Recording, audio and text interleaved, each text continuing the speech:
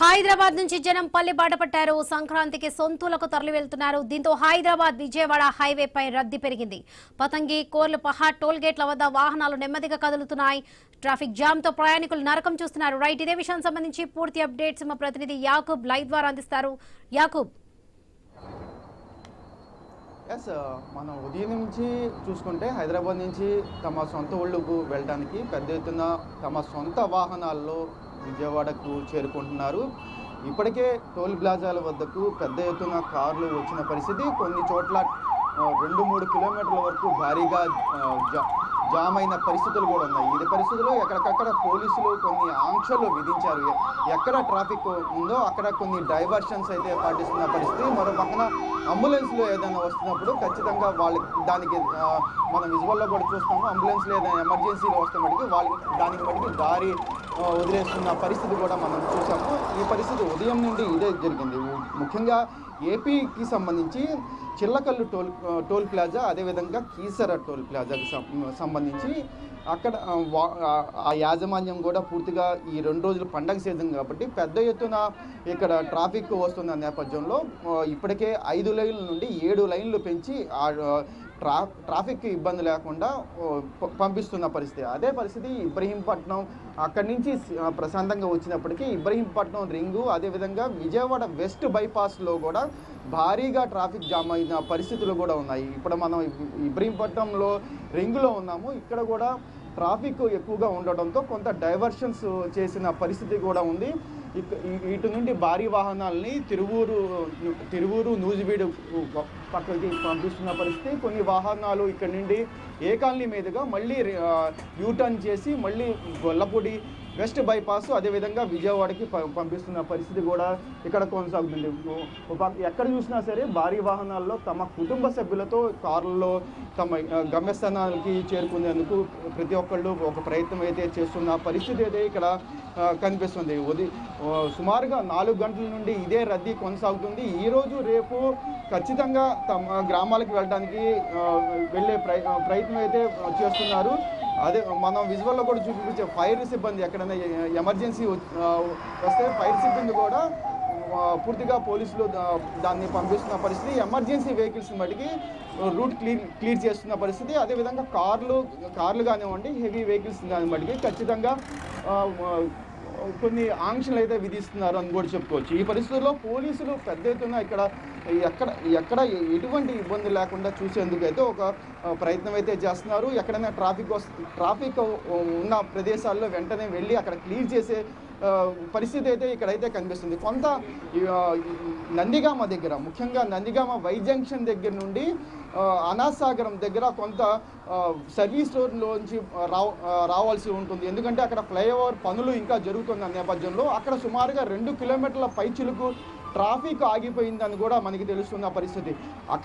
అక్కడున్న స్థానిక పోలీసులు కూడా పెద్దగా పట్టించుకోవట్లేదని కూడా అక్కడ ఉన్న స్థానికులు అయితే వాపోతున్న పరిస్థితి. ఈ పరిస్థితుల్లో అక్కడ కూడా కొంత క్లియర్ అవుతే మటుకి ఖచ్చితంగా ప్రజలకు, అంటే దూర ప్రాంతాల నుంచి వచ్చే ప్రజలకు ఎటువంటి ఇబ్బంది లేకుండా అయితే చేసేవాళ్ళు అవుతారు అని కూడా చెప్పుకోవచ్చు. ఈ పరిస్థితుల్లో పూర్తిగా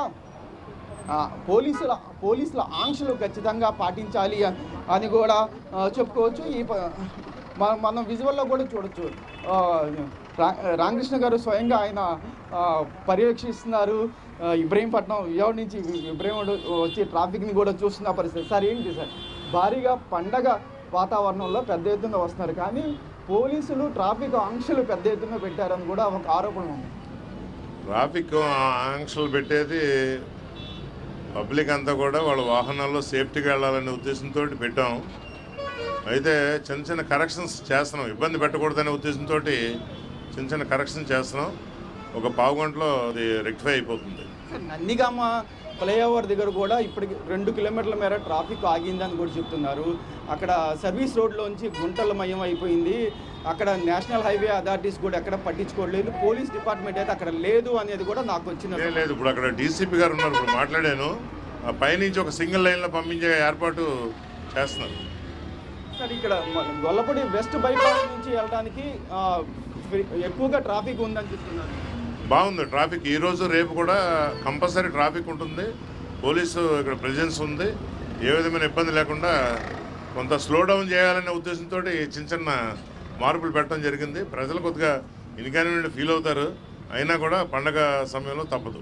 అంటే హైదరాబాద్ నుంచి వచ్చే వెహికల్స్కి రాజమార్గం ఏర్పాటు చేశారు. స్థానికుల ఇబ్రహీంపట్నం రింగులో ఇక్కడ డైవర్షన్స్ పెట్టి బార్గెట్స్ పెట్టి కనీసం లోకల్గా ఉన్న పీపుల్స్ కూడా పంపించట్లేదు అనేది వాదన. లేదు లేదు, లోకల్గా ఉన్న పీపుల్ ఇబ్బంది పడుతున్నారని ఇప్పుడు చిన్న కరెక్షన్ చేసాం.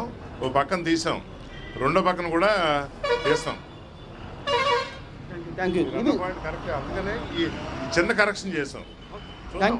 అంటే ఇది కూడా కష్టం, అయినా కూడా చిన్న కరెక్షన్ చేస్తాం, మాడిఫై చేస్తాం. Thank you sir. ఇది ఓవరాల్గా మనం చూసుకుంటే ఉదయం నుంచి ఇదే పరిస్థితి కొనసాగు. ఎక్కడికక్కడ మనం చూసుకుంటే ఇంకా డైవర్షన్కి సంబంధించి వెహికల్స్ ఇబ్బంది, అంటే ఓ పక్కన లోకల్గా ఉన్న పబ్లిక్ కూడా ఇబ్బంది పడకూడదు, ట్రాఫిక్ కూడా ఎక్కడ జామ్ అవ్వకూడదు అనేది కూడా ఏసీపీ రామకృష్ణ గారు చెప్తున్న పరిస్థితి. ఈ పరిస్థితుల్లో ఉదయం సుమారుగా 8 గంటల నుండి ఇప్పటి వరకు స్టిల్ 1 గంట వరకు కూడా ట్రాఫిక్ ఇదే పరిస్థితి కొనసాగుతుంది. మనం విజువల్లో మరోసారి చూపిస్తున్నాము. ఇది తిరువూరు నుంచి విజయవాడ వెళ్ళే రూటు. ఈ రూట్లో కూడా భారీగా ట్రాఫిక్ జామ్ అయిన పరిస్థితి కూడా ఉంది. దీనికి ఏదైనా ఇబ్రహీంపట్నం రింగ్లో కీలకమైన ప్రదేశం అని కూడా చెప్పుకోవచ్చు. ఇక్కడి నుండే ఇటు పక్కన ఛత్తీస్గఢ్ కానివ్వండి, అదేవిధంగా విజయవాడ వెళ్ళడానికి కానివ్వండి, హైదరాబాద్ వెళ్ళడానికి కీలకమైన సెంటర్ అని కూడా చెప్పుకోవచ్చు. ఈ సెంటర్లో ఎక్కడైనా కొంచెం ఏదైనా ఇబ్బంది కలిగితే పూర్తిగా కిలోమీటర్ల మేర ట్రాఫిక్ ఆగే పరిస్థితి ఉంటుంది. ఈ పరిస్థితుల్లో పూర్తిగా పోలీసులు ఏసీపీ దగ్గర నుండి సిఐ ఎస్ఐలు కూడా పూర్తిగా ఇక్కడ కానిస్టేబుల్తో పాటు తమ టీంని పెట్టి ఎక్కడ ఎటువంటి ట్రాఫిక్ ఇబ్బందులు లేకుండా అయితే చూసేందుకు అయితే ప్రయత్నం అయితే చేస్తున్నారని కూడా చెప్పుకోవచ్చు. ఇది రైట్ యాకూబ్, థ్యాంక్ యూ.